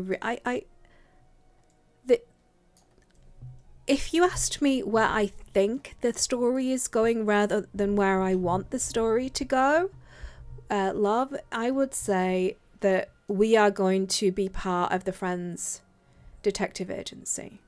That's going to be the kind of the mechanism by which they send us off onto all sorts of different adventures across the globe and maybe across the mists. Is it necessarily what I would want? I mean, I am not against it at all, and I'm going to hold reserve judgment to see where they can take the story. But I would like to. But there are things that I want to understand and explore that we've already done. I would love like an expansion where we rebuild Tyria, where we go and we fix the damage that's been done by our passion for dragon slaying. I would like to understand what's happened to the mists, all of the different mist realms in the wake of Kraugotoric's rampage. You'd rather be called detective than commander. I think a lot of people feel like that. I think a lot of people would like to just go back to a bit more of an anonymous adventurer. And I mean, there is a way that they could do that. So when I was reviewing the last What Lies Beneath and the storyline that came with that, and how reckless and with such disregard had been shown towards the commander's mental health, that their compatriots were happy to basically like stake them out as a kind of red meat to to capture whatever is corrupting the new map, the delve. I said that if that happened at all in real life, if someone with PTSD was subjected to that at the hands of their friends, that it would precipitate the end of that relationship. I mean, to expect. I mean, as a person who has PTSD and suffers, it's kind of like laughable to think that you can put a person with PTSD into a high stress triggering situation and expect them to function.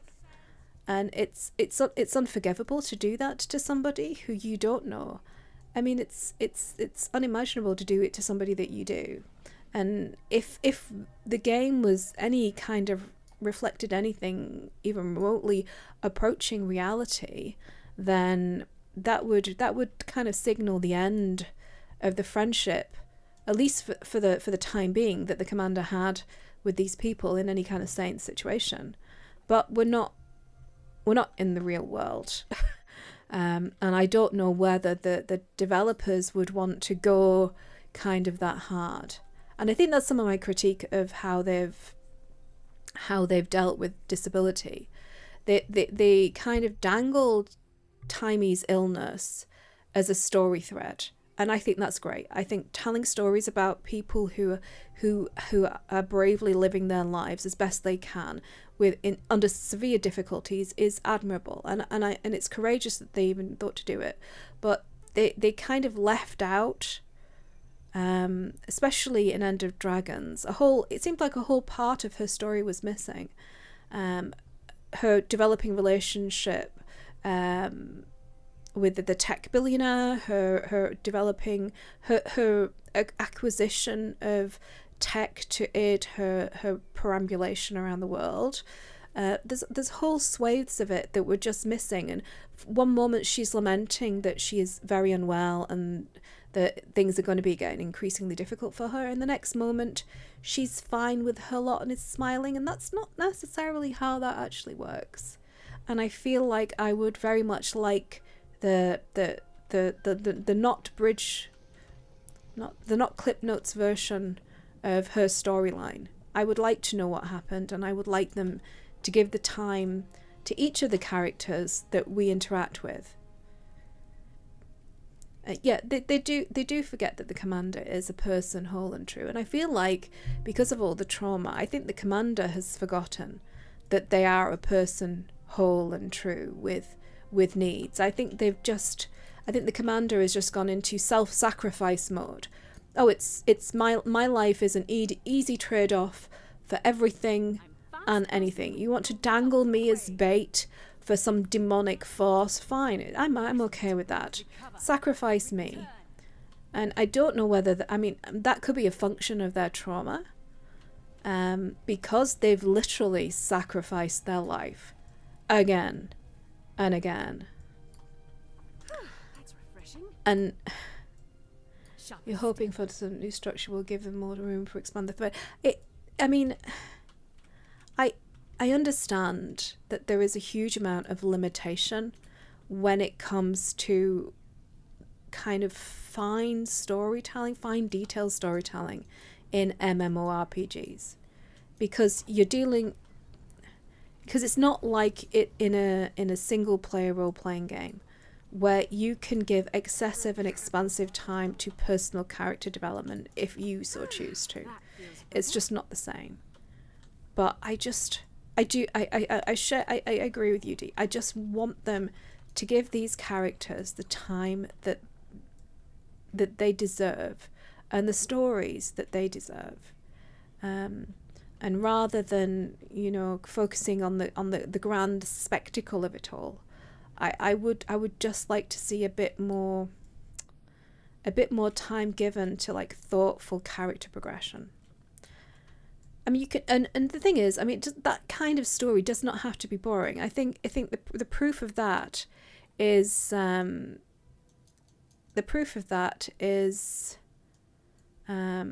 Fantasy XIV, that had these massive larger than life, bombastic boss encounters. They have you tripping across the timeline. They have you interacting with beings that are virtually gods in a way which is very human and very real and very honest and breathtakingly so at times. And so you can still have, but the stories in Final Fantasy XIV are very personal. It is literally the story of the character, and it is literally the story of the world that they inhabit. And you do feel, I personally feel when I'm playing that story, like I am, despite the fact that the character is voiceless, I am the protagonist. I feel very much like that. And sometimes I think in this story, we kind of, I kind of get the feeling that I'm following somebody else's in to a certain respect. And I just, yeah, I agree. Smaller, more nuanced, less high stakes, a bit of pathos, a bit of yeah, catharsis would be nice. Hello Navi, welcome to the stream. I hope you are happy and well. Sorry, I did chat a lot about that. Tell me, guys, are you in... What would your kind of ideal location be following on from Gayala Delves? Do you want to travel to the Mists? Do you want to travel to maybe the Realm of Torment? Or would you like to have like a showdown with Balthazar's brother, or with one of the gods that he was dating? Was it Lyssa? The twin goddesses Lyssa was Balthazar's love interest. Would you like an expansion that explores that, or have you quite had enough after Balthazar of the human gods?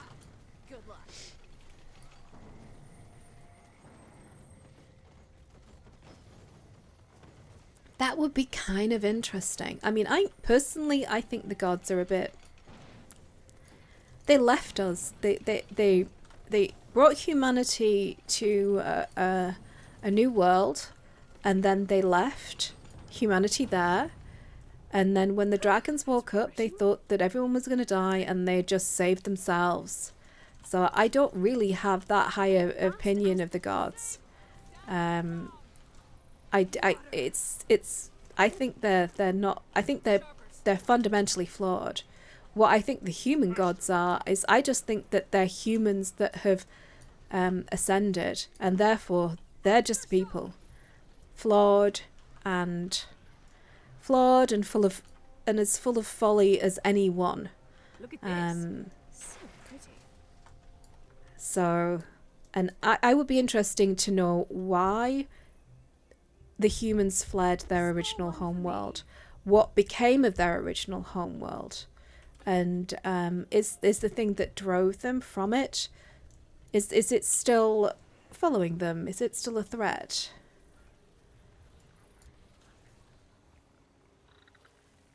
Deadbeat gods. Well, I mean, they just abandoned everybody. And I mean, if you hear some of the stories about Grenth, I mean, he sounds like a total douche. He sounds like a real asshole. Unfeeling, merciless, cruel. I mean, the story of the Phoenix is just horrific. If you haven't heard of it, Google it on the wiki. It's a terrible story. You know? The god parables are very interesting.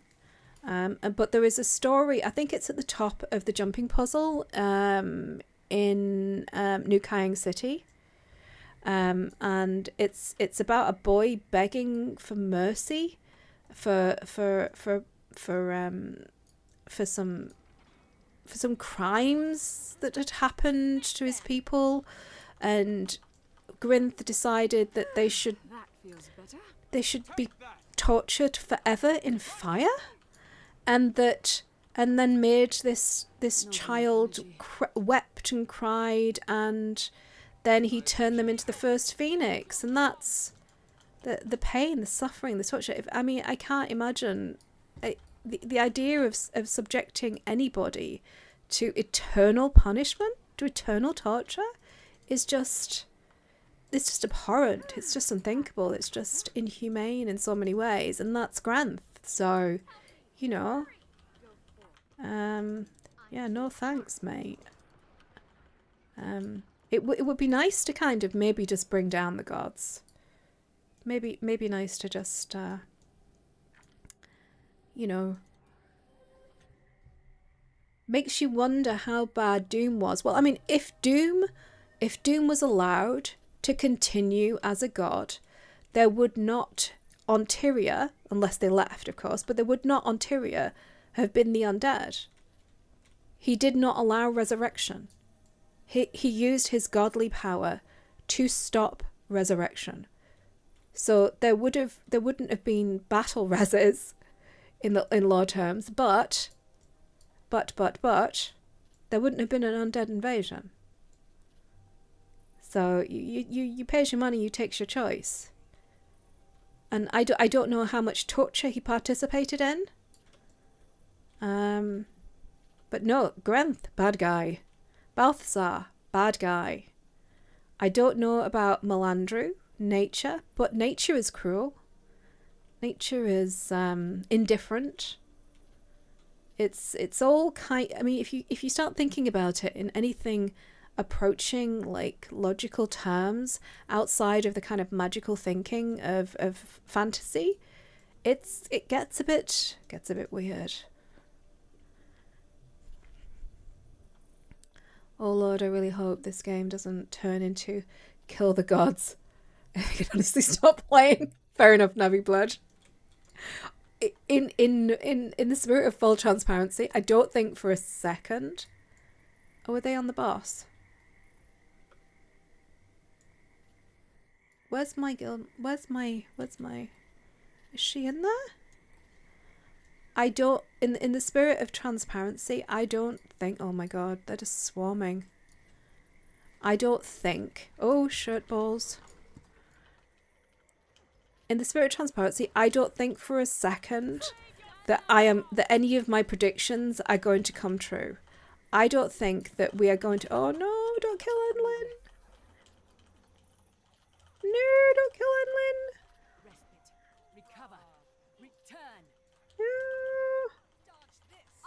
You bastards! Oh, okay, that's probably too many. I think we're gonna have the detective agency.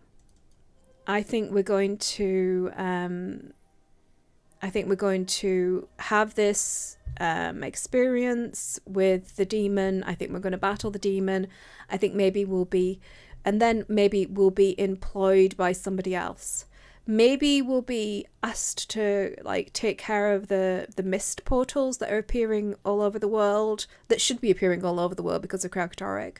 This shouldn't be the only place in Tyria that has this kind of thinning of the walls of reality because of a consequence of Kraukatoric's rampage.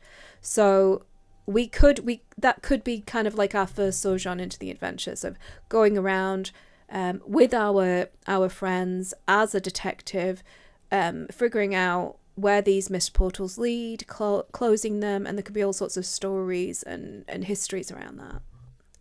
No, probably nowhere near possible to happen, but I would love Guild Wars 1 Ascalonian hero to be the new god of war. That would be fun. That would be fun. That would be quite amazing, actually. Yeah, I don't hate that idea. The Ascalonian hero comes back kicking ass and taking names. That would be an interesting that would be interesting.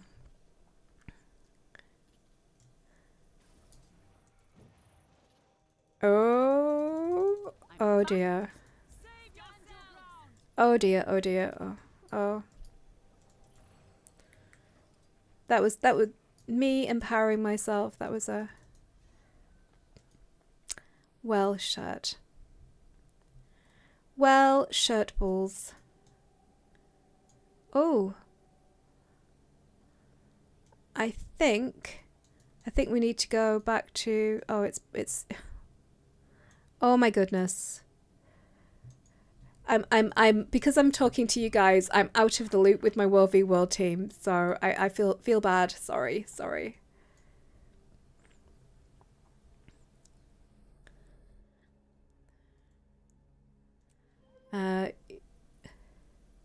Sorry, I'm just reading chat now. Oh yeah. Didn't even play Guild Wars 1. That would be amazing. If you haven't played the original game, I highly recommend it. And if you would like to play the original game with me, let me know, because I still have my ritualist over there. I think the story of the hero is amazing, and I also liked how they dealt with character creation in the original game. You could make a brand spanking new, fresh character in every game, and you could play through the story of all the campaigns, as they call them.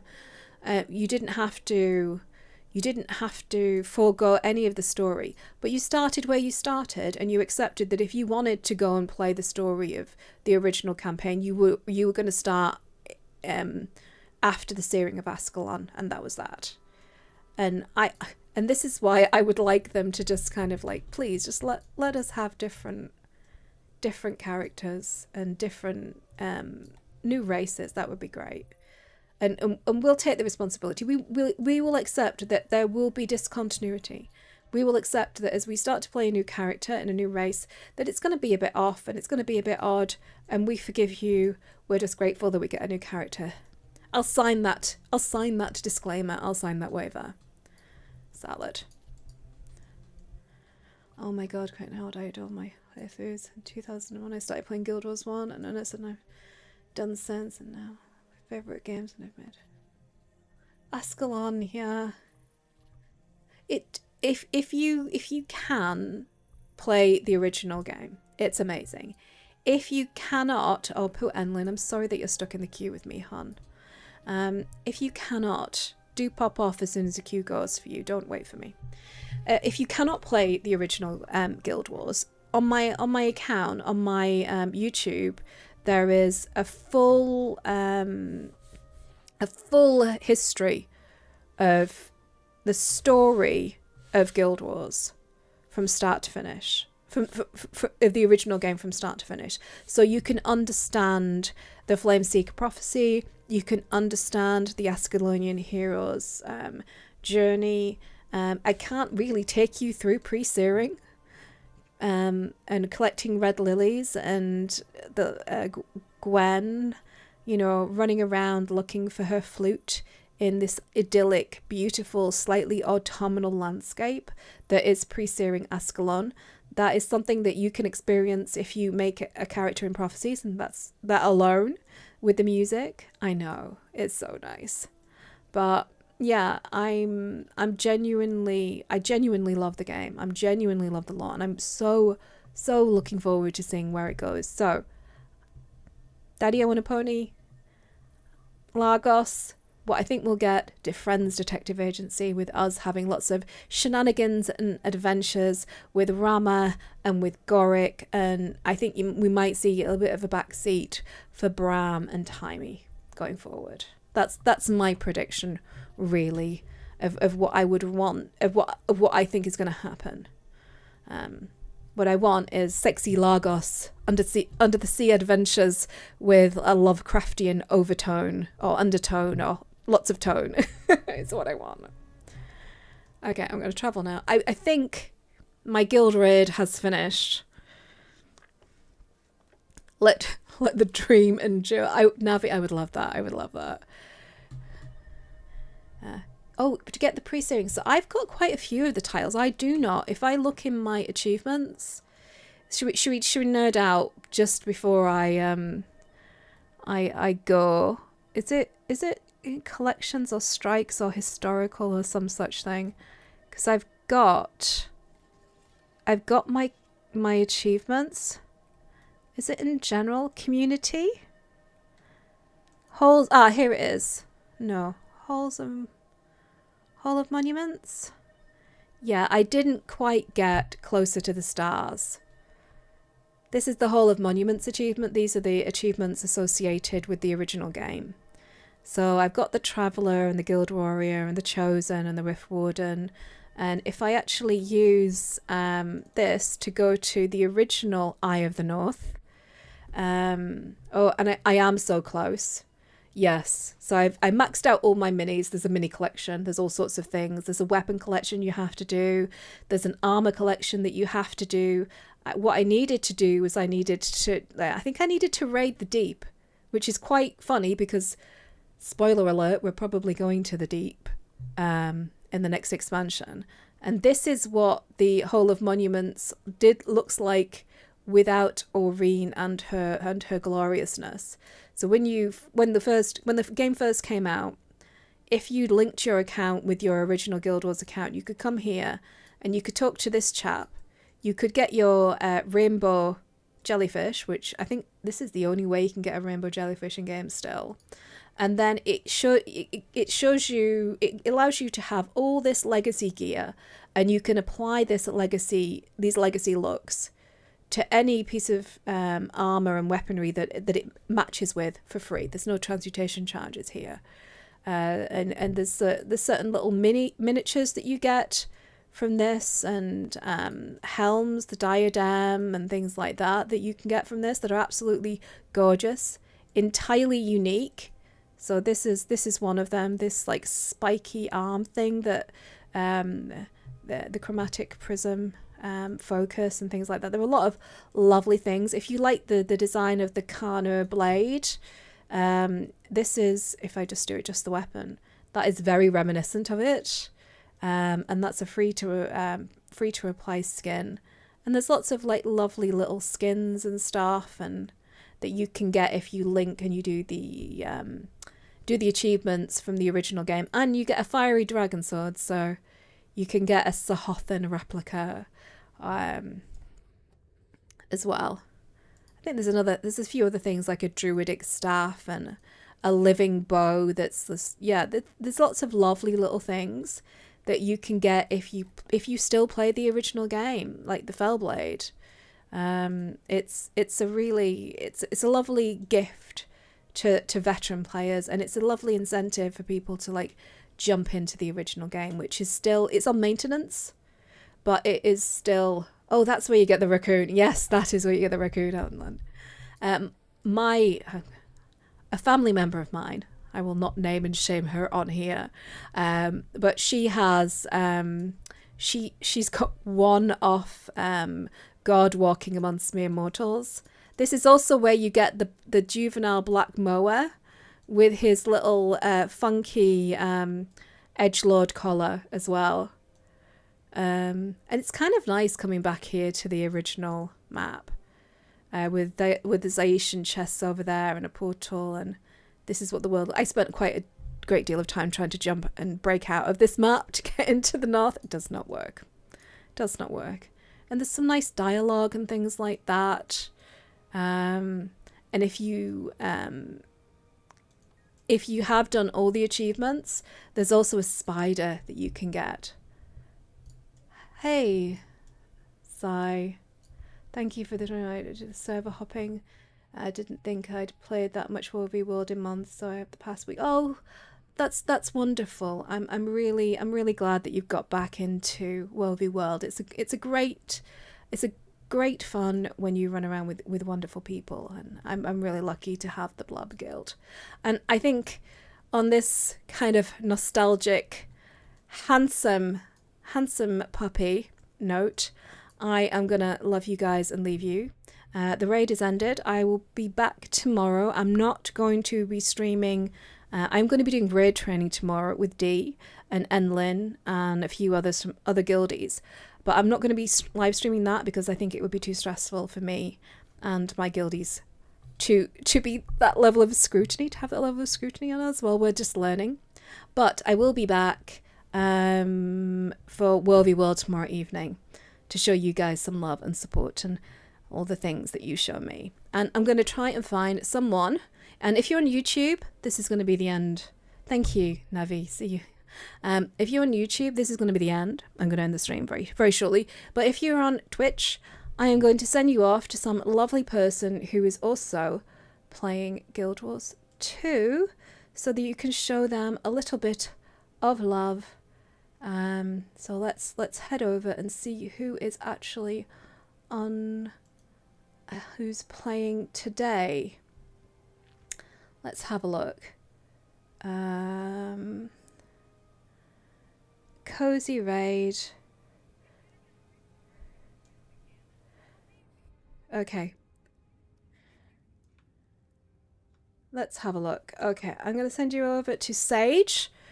And we will, please do show her lots and lots of love. Let me just type /raid and their name.